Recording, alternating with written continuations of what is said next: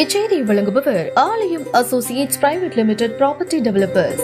ஆலயம் associates private limited, number 52, third floor, 3B, Ram Darbar, Sterling Road, Nungambakkam, Chennai 6,34,000.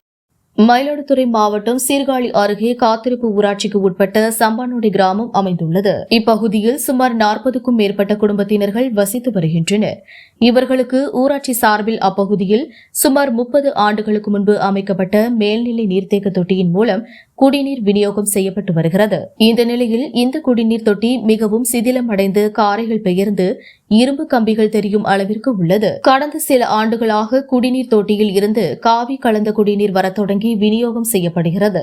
இந்த காவி நீரை அப்பகுதி மக்கள் 2-3 முறை வடிகட்டி குடிக்க பயன்படுத்தி வந்தனர். நாளடைவில் சேறு கலந்து காவி நீர் வரத் தொடங்கியதால் அப்பகுதி மக்கள் அருகில் உள்ள பகுதியில் இருந்து குடிநீருக்கு தண்ணீர் பிடித்து வந்தும் காவி நீரை துணிகள் துவைப்பது மற்றும் வீட்டு பிற தேவைகளுக்கு பயன்படுத்தி வருகின்றனர். சில நேரங்களில் இந்த காவி நீரை வடிகட்டி பயன்படுத்தி குடிப்பதால் வயிற்று வலி போன்ற உபாதைகளுக்கு மக்கள் ஆளாகி மருத்துவமனையில் சிகிச்சை பெறும் நிலையும் உருவாகிறது.